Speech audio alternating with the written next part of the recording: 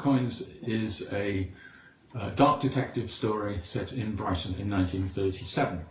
It's a sequel to the Etherophone Player, which I released 2 years ago, and uses the same central character, the detective D.I. John Langan. In this story, Langan is seeking the whereabouts of a missing woman. A young woman, a girl really, 17, has run away, seemingly, from her home in Berlin, and is known to be in Brighton, where her grandfather, Isaac Pearl, runs a sweet shop. The sweet shop is closed up, there's no one there. There's a handwritten sign in the window saying closed due to illness, and that's all we know. And so Langan has to try and somehow or other work out where this missing woman and her grandfather are.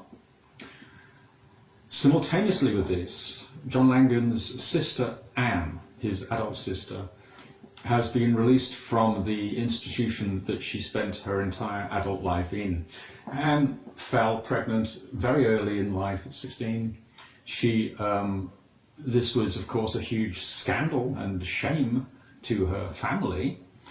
But more than that, it was medically diagnosed as a symptom of moral insanity, a category which happily I don't think we any longer have, but at this time it existed. A woman could be incarcerated simply for having a sexual relationship outside of marriage, and this is what happened to Anne. The child was taken from her, was adopted, but no one knows quite by whom, and Anne spent the rest of her years in this institution, Hellingly County Asylum in East Sussex.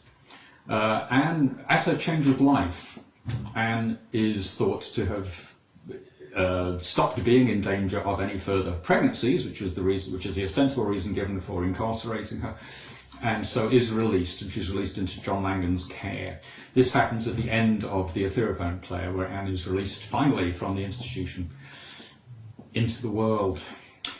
The Age of Coins follows her progress into this world that she is so ill-equipped to understand or to deal with. Anne is childlike. One of the characters describes her as a sweet thing, really. If you treat her as you would a 9-year-old girl, you won't go far wrong.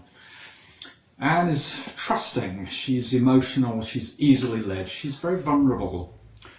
And John Langan is trying to protect her, of course, but is also very determined that she should be independent because she is an adult woman. And this is a real problem, balancing these two things, protecting Anne, but also protecting her independence, respecting her decisions as an adult woman. Anne, we follow Anne's progress into the world. She completely innocently and without understanding anything at all about what she's doing or why she's doing it, starts to become involved in a fascist grouping, a groupuscule, an offshoot of the British Union of Fascists, which was run by Oswald Mosley. This is an offshoot in Brighton, which is organised by a local aristocrat, Lord Medway.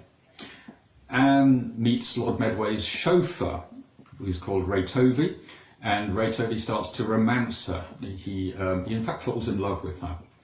And Anne becomes involved in this grouping, this fascist grouping, without understanding that it is a fascist grouping, without understanding anything about it, because her understanding is so very limited. And John Langan fears for her safety, fears for her well-being, fears the decisions she's making are bad, but isn't really able to intervene because she is an adult woman and he has to respect her decisions. And then Anne too disappears, and this is really the trigger for the story about what has happened to Anne, what has happened to Anne, and how does her story connect with the story of the missing Berlin girl, Erica Loeb, and her grandfather. How do these two stories connect? And that's what the novel is really about. It's about what it is that has actually been happening, and what Anne's role is in it. And Anne, at a key point, is forced to make a terrible decision, a decision which will put her own life in extreme risk, extreme jeopardy. And this is kind of how the story plays out.